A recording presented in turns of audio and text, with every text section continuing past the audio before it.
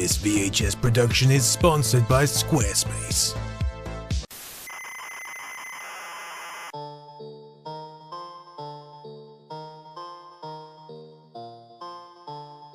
VHS game consoles. The 80s were flooded with more of them than you might hope. More than should legally be allowed to exist. And what's more is we pored over these machines, we bought these machines, and we even got these machines for Christmas and then spent the whole of Boxing Day weeping into a pillow. So what happened here? Were we scammed, duped, conned, manipulated? Or was there actually more to these self-proclaimed consoles than we ever believed possible? To really understand why these machines exist, you have to get into the mind of the toy company executive. You have to understand how these folks work, and then you have to force yourself into their damp, psychotic shoes. Picture the scene. It's 1985 and the Nintendo Entertainment System has just landed in North America. Here was a console that blew every other games machine out of the water. Tired Atari consoles didn't stand a chance. Even the graphically impressive ColecoVision was left in the NES's wake. And after a lull in the industry, America was quickly gaming again, harder than ever before. So what do you bring to this table? Well, Sega brought their Master System, and that did well in regions that the NES hadn't yet conquered, such as Europe and Australia. But for most toy companies, they were completely unprepared for this resurgence, and so they needed something fast and something impressive. So what if you could offer gamers graphics that were the same as a TV show, that were essentially real life? I mean, that was the goal, wasn't it? Interactive TV. People would snap that up in droves. In a sense, it had already been done in the arcades with cabinets such as Dragon's Lair and Cobra Command, and to great fanfare. So what if that inherently expensive laserdisc technology could somehow be brought into living rooms around the world, and better yet, at a price that would undermine the NES? Step up a VHS, it's your time to shine.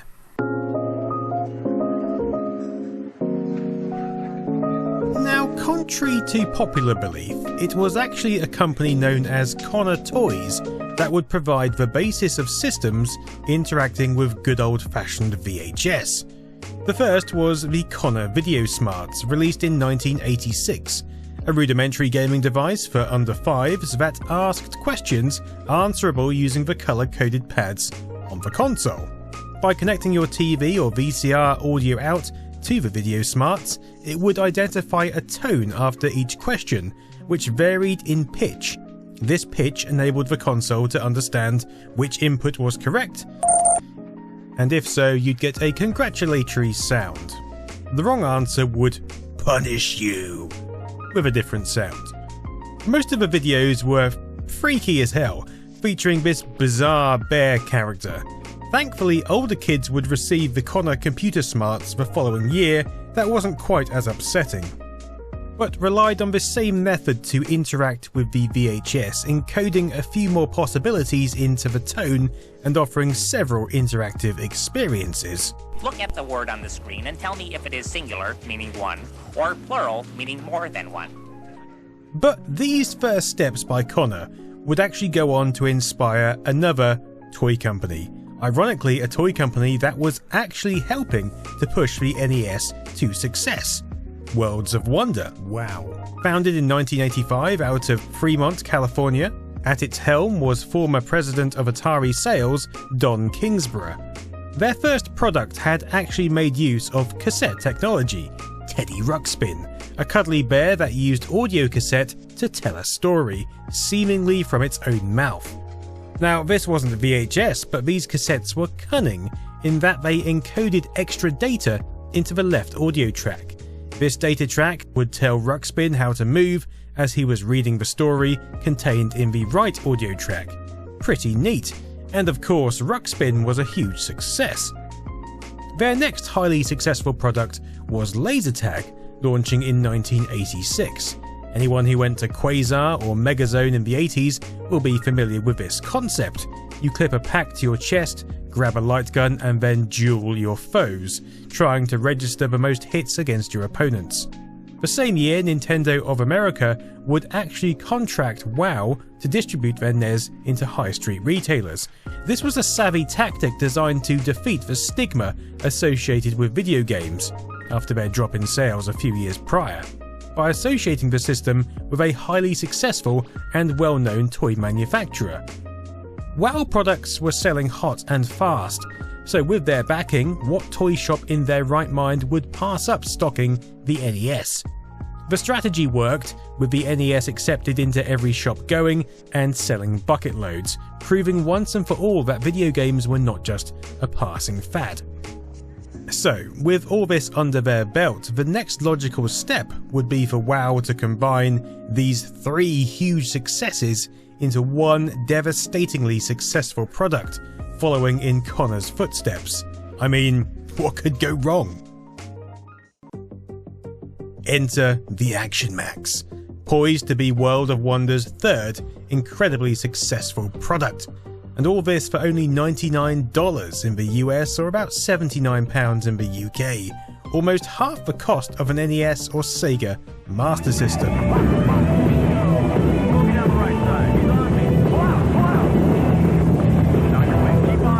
Action Max for your VCR. Yeah. I mean, he seems excited.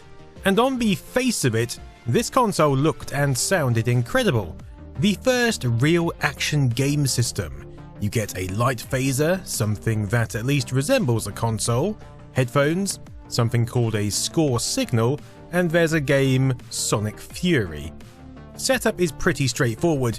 The only lead that connects from the VCR to the console is an audio out, and that's only if your VCR has one, it's not essential. So you simply insert some batteries and plug the gun and then this light into the console. The light then sticks to your TV using a literal suction cup. And this is where doubts start to creep in. Have you been misled? Was this going to be a quality gaming experience? Look at the red score panel on your base unit. Every time the circle starts flashing, you should see the score start counting. The bundled title Sonic Fury takes you through some calibration checks and then you're into the action. And that's when you really realised that this was just a standard VHS tape. I mean, of course it is. What else could it have been? The phrasing of the other pilots is as carefully orchestrated as possible to make sure they're never confirming that you've just made a definite hit or missed entirely, because ultimately they have no idea. The cassette will always play out exactly the same every time you run it, regardless of your performance.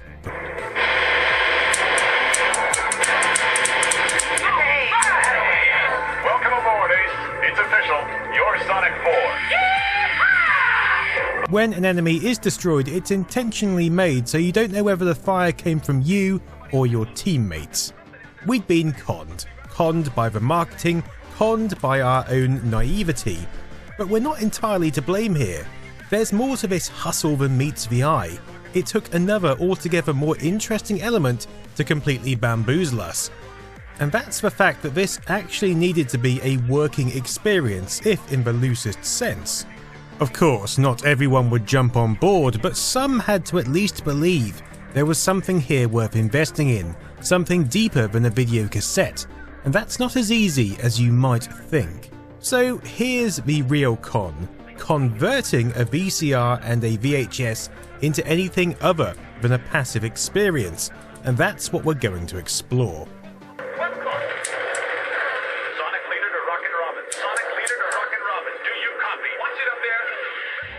The Action Max was a showcase in fantastic marketing, so imagine what Worlds of Wonder could have done with a Squarespace website.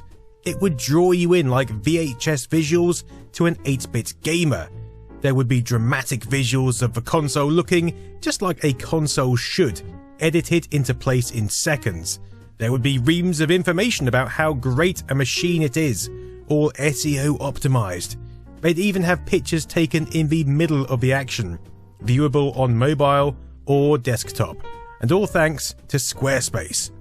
And if they watched this video, they'd be able to do it all for 10% off their first website or custom domain using the link below. Those cunning Worlds of Wonder executives, they know all the tricks. With a normal light gun attached to a console, typically when you press the trigger the screen will blank apart from the section where an enemy resides, which flashes white. If your light gun is pointed at this light as the CRT gun scans across, then a diode in the gun senses it and registers a hit back to the console. If no light is sensed, then you've missed. That's fine, but it's hardly possible to integrate that with a video cassette. Your typical VCR doesn't know or care when you've pressed a trigger. So how can the Action Max tell where you're aiming? Well, that red light which suckers onto your TV also contains a diode, which senses light from this circle embedded into the corner of each video frame. Let's call it the master sensor. So, when a flashing enemy or target appears on screen, this circle will strobe at exactly the same frequency. So when you point and fire your gun, the Action Max compares the light it is receiving from your gun's diode against the light it is receiving from the master sensor. If the pattern matches, then congratulations, you've shot an enemy. Not that you'd know it on screen, of course. In fact, the only way you can tell is your point total will increase on the console's LCD display. But cunningly, Action Max titles also contain innocents, or friendly fire targets. The lights on these targets actually flash out of sync with the master sensor, and so if you aim and fire at one, the console will again compare the light pattern, notice that they are out of sync, and deduct points from your score, deducing that you've just shot a friendly. This method also allowed the console to have an additional scoring mode called Reflex.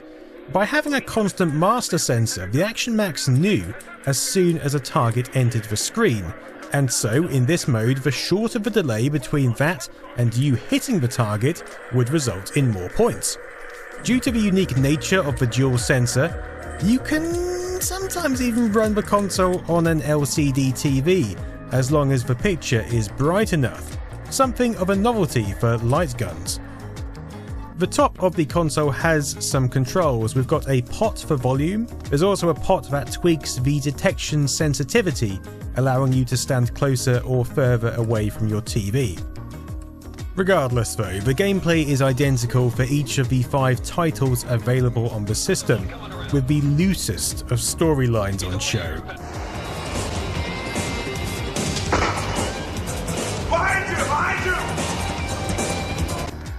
There was a 6th title, Fright Night, but it was canned at the last minute. Probably the best for everyone involved. In 1988, Worlds of Wonder filed for bankruptcy. But here's where VHS gaming gets really interesting.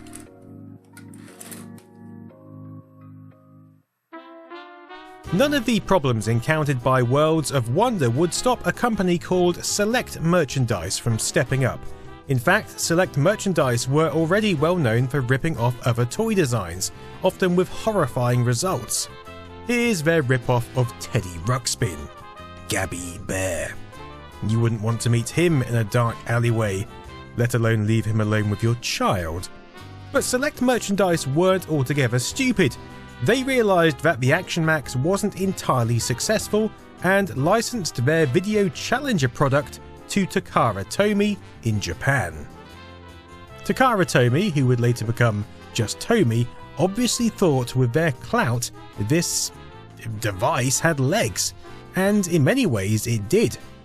Released in 1987 in Japan shortly after the Action Max, here was a system designed to offer almost exactly the same experience, but in a much more low-key and simple manner, and that is perhaps the reason why it managed to do a lot better.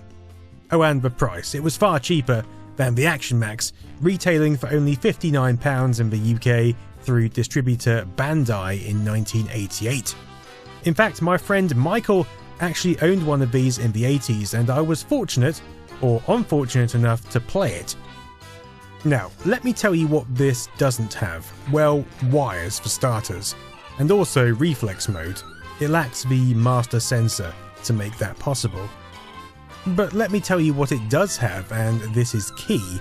Various scoring levels depending on the target you hit, the ability to be hit yourself, an aiming sight which actually lights up if you're hit or you score points, a 6-digit LCD scoring panel, and frankly a better selection of software. Sorry, video cassettes. Here was a system that was cheaper, and because of all those features a lot more fun than the Action Max. This is one toy that select merchandise should have hung on to. Here's an exclusive UK title, Teenage Mutant Hero Turtles, because Ninja was just a step too far for us island dwellers in the 80s. A combination of the National Viewers and Listeners Association and the gutter press made sure of that. Now sure, we have to shoot flying pizzas, but what's key is how those pizzas appear. Like the Action Max, a pulsating frequency is detected by the gun to determine targets. But unlike the Action Max, enemies pulsate at different rates, allowing more points to be awarded for hitting smaller targets. Also, unlike the Action Max, the diode constantly receives data, even without the trigger being pulled. So if you happen to be aiming at a firing enemy, then the challenger will detect that frequency and deduct points from your score. Pretty neat. It's also not as harsh on the eyes. The pulsating graphics are interlaced rather than a solid block, which reduces the intensity of the flashes, making it easier to cope with. Toby would also release actual video game based experiences such as Road Blaster and Afterburner, which actually work really well and offer you those arcade graphics we all lusted for in the home. I mean, no one really knows what's happening in Afterburner anyway, so it plays pretty much the same. Another limitation of the Action Max defeated here is simultaneous multiplayer. Any number of players can grab a pistol and all shoot at the same TV screen, comparing scores afterwards. That's quite a compelling notion. Alternatively, you can just dual wield and take down Godzilla just as God intended. The Video Challenger lasted a few years and it certainly did better than the Action Max, but nothing groundbreaking. But Toby weren't the only company who wanted to jump on this dubious bandwagon. Enter Mattel, of course, with Captain Power and the Soldiers of Fortune, again in 1987, and again making use of VHS technology, although this was an instance of a TV show coming first, rather than the toy. Landmark Entertainment Group had a new concept, dreamt up by Gary Goddard and Tony Christopher, of a sci-fi show set in a dystopian future that would appeal to the entire family, a shared viewing experience that would contain adult themes whilst remaining accessible for children, a bit like a darker Star Trek. It just so happened that Mattel had also caught wind of this light gun TV-based technology and wanted a show to pair it with. Voila, the concept was born. This was the standard ship you could purchase, and with it came a videotape, but the TV show also contained segments with which the toys could interact as well, offering, well, perhaps the first streamed game experience. Fundamentally, the Captain Power toy range worked identically to the Video Challenger. In fact, they're almost interchangeable with each other's video content, but the toys had a couple of extra neat tricks. The first was having a set number of lives. If you were hit by too much enemy fire, then your fighter's cockpit would eject and your game was over. Second was that the toys could be used against each other, just like laser tag guns. Each vehicle had both a light emitter and a receiver. The light emitter would produce the same frequency pulses as the TV show, therefore allowing the effect to be mimicked in one-on-one battles. Sadly, Captain Power only lasted one season.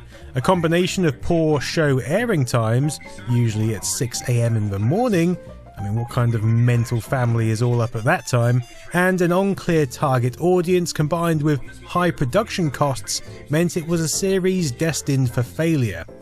Well worth taking a look at now though, if you're fans of dystopian sci-fi.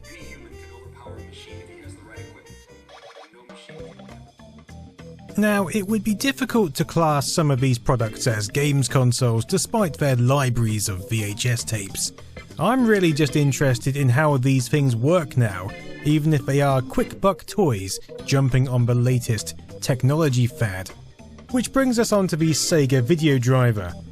Worth a passing mention at least. Distributed by Tyco in the United States and Action GT over here in the UK. Now this is a rather odd one, and more of a gimmicky interaction than anything we've seen so far. Unlike the light guns, here is an entire rig that fits in front of your typically sized CRT.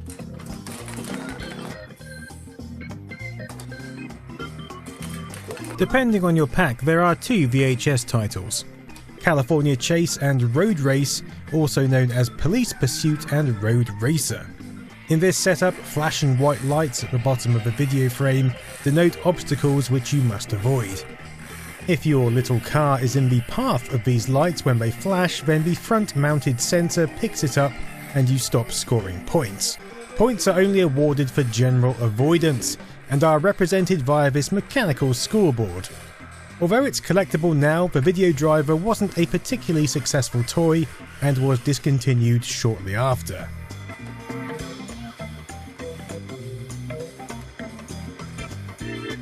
And so that brings us on to the end of VHS interactivity. No, of course it doesn't.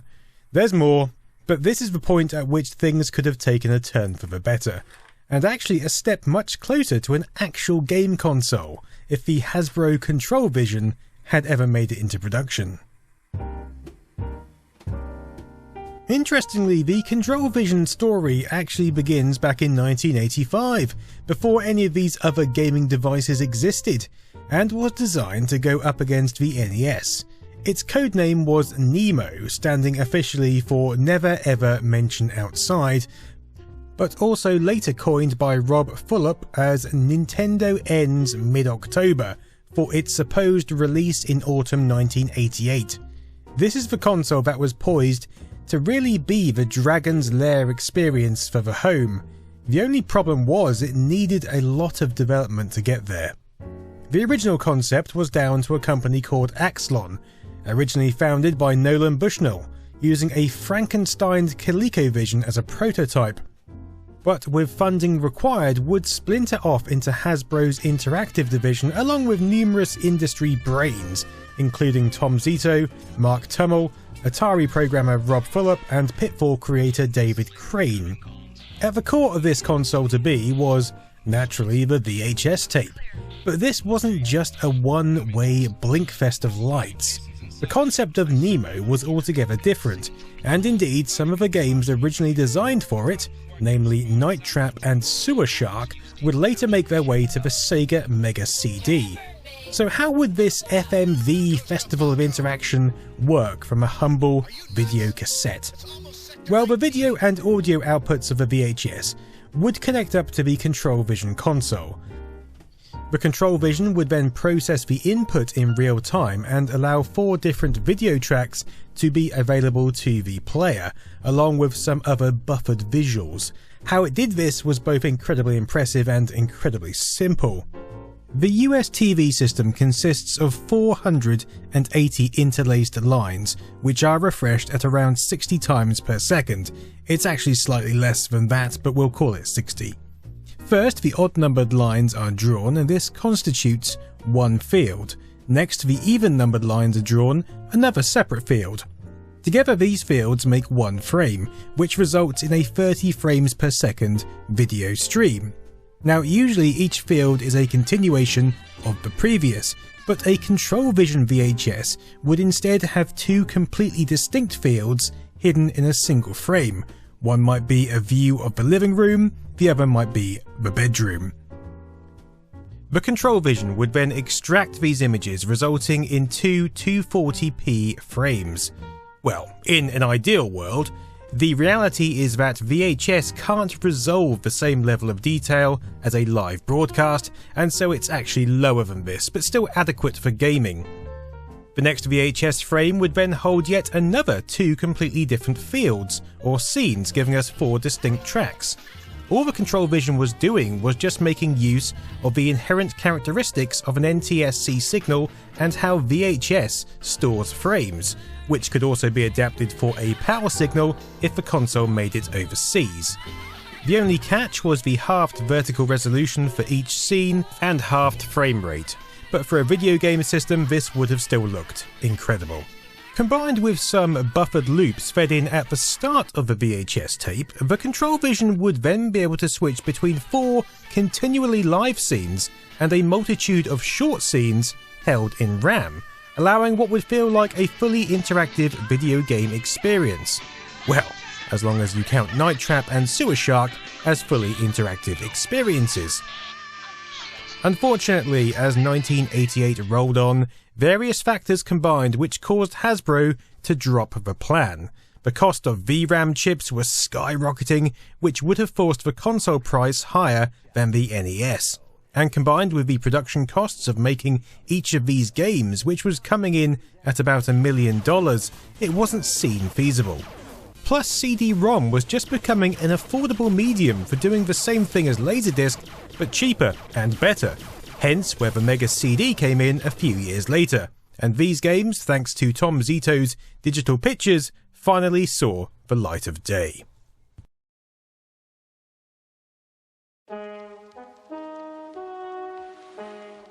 But there was a console that did make it to market that was more interactive and still based around VHS tapes.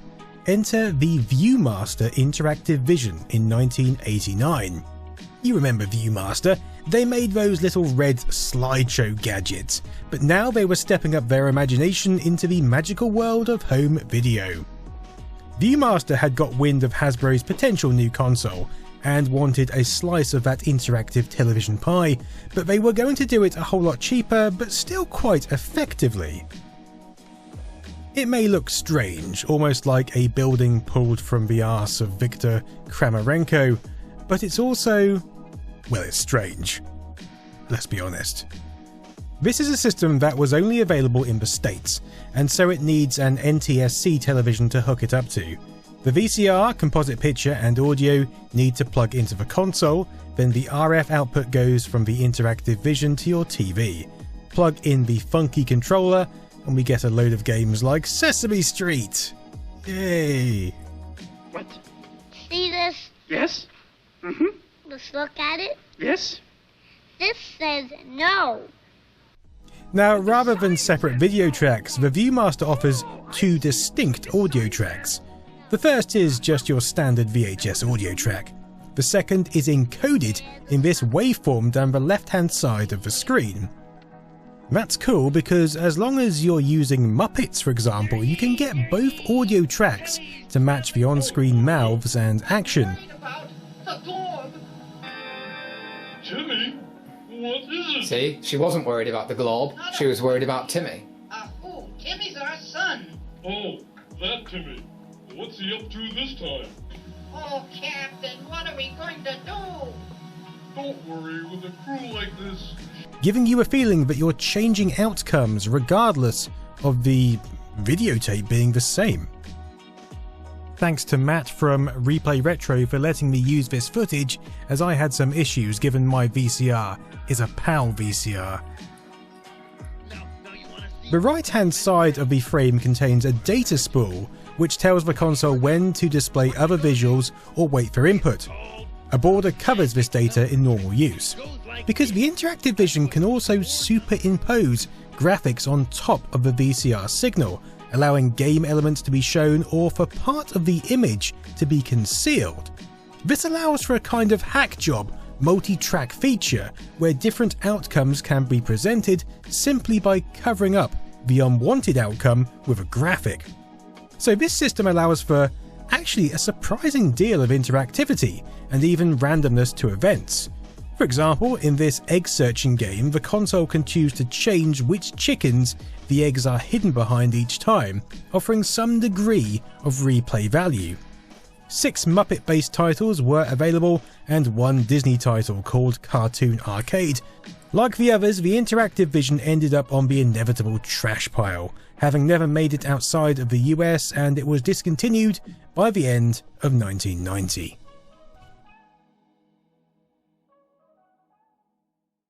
Which brings us to a side note of VHS gaming. In 1991, the Atmosfear, or in some regions Nightmare board game was released, created by Australians Philip Tanner and Brett Clements. This is another form of VHS gaming, but your main focus here is the board game itself, with the VHS acting as more of a freaky timer than anything else. And actually, it's a concept which worked incredibly well. You can play Atmosfear 10 times in a row, and the experience will always be different because of the randomness injected by the board game itself, something which is lacking in a lot of these consoles. Go! I want to play with the young one now. Answer me! Equally as terrifying, around this time, Toby decided to have another stab at VHS interactivity, and so released their take on Teddy Ruxpin, TV Teddy. This remarkably heavy chap would get filled with batteries and then sit on your sofa waiting to receive signals from an RF transmitter connected to your VCR video out, which then loops into the back of the TV. Encoded within the video is a data stream that is transmitted to TV Teddy, telling him what to say and how to act. Basically, he won't shut up. And the teapot! Wow, that's way cool! Hey! TV Teddy works on a similar basis to the interactive vision. In the overscan area to the left is a grey bar which actually encodes wave data into each of the horizontal scan lines, with white a peak and black indicating a trough, giving us a transmitted waveform about equivalent to a phone call, 8 kHz, hence why he sounds like this. T can stand for lots of things in the attic. T can stand for telephone, like the one in your home. T can stand for lots of things in the attic. Oh, thank Christ for that. And so you might think we've reached the very limits of VHS gaming. The heights of what is possible has been squeezed out of a medium intended really to watch movies on at home. And you're probably right, but there was one further trick up its sleeve. Welcome to the world of Toby Terrier and his Video Pals, a video and toy line from 1993 produced by Tiger Electronics.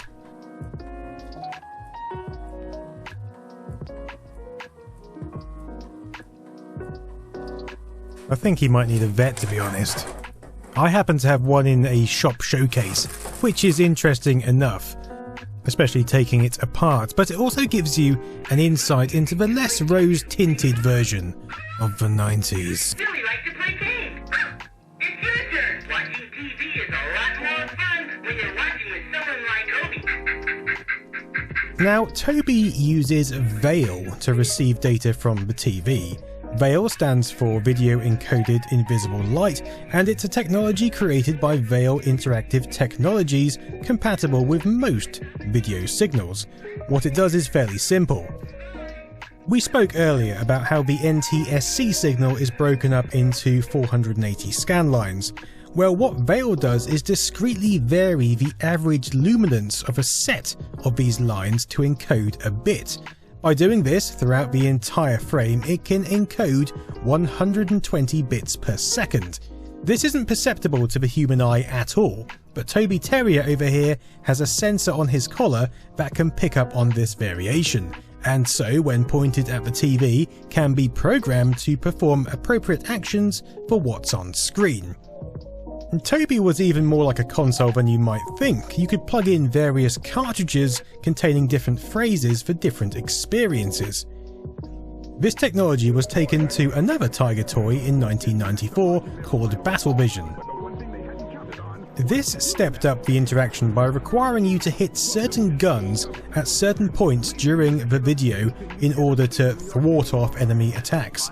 If you failed to do so, that gun would blow up. At the end of the video, you'd be left with a battle station in a varying state of disarray depending on how well you'd performed. In a way, it's like an upgraded version of the Simon electronic game. This technology was further utilised in the Batman animated series produced from 2004 to 2008, with kids able to purchase all kinds of Batman accessories which would interact with their morning TV viewing. But this really spells the end for VHS gaming. By that point, the video cassette had well and truly been phased out, and instead we had DVD. Of course, DVD allowed for its own interactive experiences, which were really just evolved versions of the VHS game. We even had DVD-based consoles such as the Nuon by VM Labs, and hopefully once I've acquired a controller for this one, that's something else we can look into in the future. As for us being conned by VHS gaming, we were only really conned because these developers, these engineers, were able to stretch the cassette format so very far. But then conned isn't the right word. Convinced is more apt. We were convinced that VHS could be interactive. We were convinced that it could be entertaining, and you know what? Actually, it was. If only for a short while. A combination of naivety and willingness to believe, to demand better graphics at the time, led us down this path. And so it was really the exact right time to unleash this combination of entertainment onto the world. What was truly manipulated here was the format of videotape itself, a format designed exclusively for playing and recording non-interactive, linear, watchable content, which had been almost transmogrified into a world of interactive gaming. Almost. Until next time, I've been Nostalgia Nerd. Toodaloo.